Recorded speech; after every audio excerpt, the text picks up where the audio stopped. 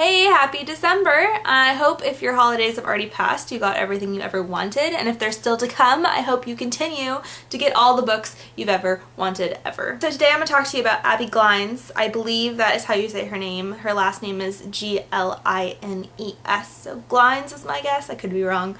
Abbi Glines has redefined what it apparently means to be a young adult, to be in the young adult genre. People are talking about her a lot lately because her books are technically YA, but they are also 17 plus.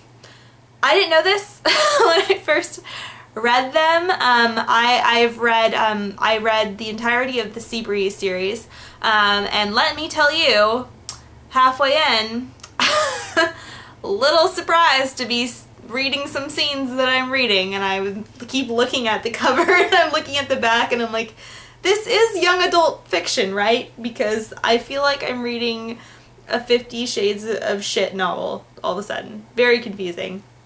I read the very first one. I don't know what it's called. They're all like the same plot, same girls, same guys.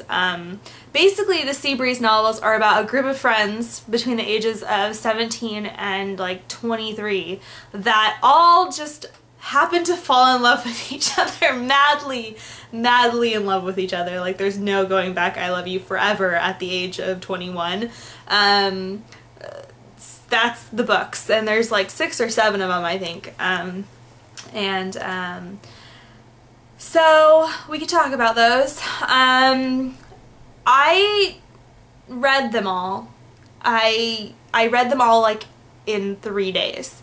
And now I don't know if it wasn't so much because they were like fantastic as much as they were very quick reads, and I really needed to read some books for my goal for the year. And I just knew I could make a great review out of them because, wow. What? It's all the same plot. Guy meets girl, girl meets guy. They instantly are attracted to each other. One doesn't want the other one for some reason. Somehow they fall in love in a matter of days, and then something terrible happens. It's always something tragic, like someone dies or almost dies, or a very large misunderstanding takes place where if everyone just acted like adults and talked it out, none of the other issues would have ever occurred.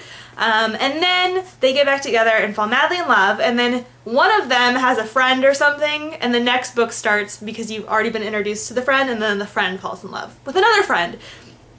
It's a group of like 12 people that are all just fucking each other and like are so in love with each other for some I don't know reason, since they're all like the same person. They're all like dudes that are like, oh yeah, I'm super manly, and all the girls are like, I'm poor and I'm from a weird family, or you know, I'm just the little sister. It's just the same shit over and over again. I can't even honestly like differentiate any of the novels from each other. They all kind of like blend in together. So there's that. I just still can't believe that these are considered YA novels. I mean, there are words in there that are just not okay for like those types of books, and scenes that are super explicit. I know it's 17 plus, but even at 17, like, it should be in the romance section. Like it should not be on the shelves like next to John Green books and, you know, Glines Green. They're all like right there, and like they shouldn't be there, okay? So stop. Yeah, so that's the Seabreeze novels. I mean, they're compelling enough to finish in a day, but at the end you shut it and you go, that was a piece of smut, and then you're like, okay, well, on to the next one, I guess. And they're just, oh, it's the same stuff over and over, same plot, and you see all your old familiar faces, and they're still so in love, and who cares? Like the first, okay, the last few, you know, bad, but whatever. The first one was terrible though.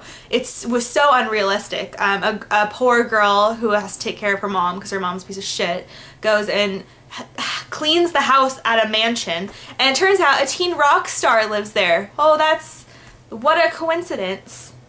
And they fall in love, and then she has a friend who falls in love, and then his brother falls in love, and then their friend's cousin falls in love who you met in the first book. It's just, it's so absurd. Like, the one complaint I have about this novel, besides everything I've already talked about, is that so unrealistic. Like, never would happen in real life, ever, like ever. So that's a Seabreeze books. Now, 2 years ago, probably, I read the Existence trilogy she wrote, which wasn't terrible. Like, it was, you know, I'd read that over again rather than these ones. It was definitely not 17 plus, it was like 14 plus for one.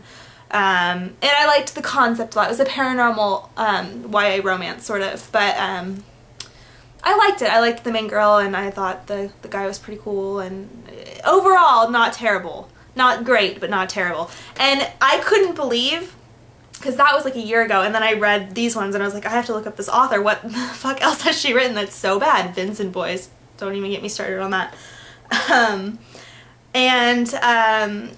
saw that the Existence trilogy. I was like, there's no way that's the same author. Turns out it is. Like, unbelievable. I guess to sell a bunch of novels nowadays, you just have to have the characters have very vulgar, like, intense teenage young 20s sex all over the place, everywhere, and only have eyes for each other, which is no.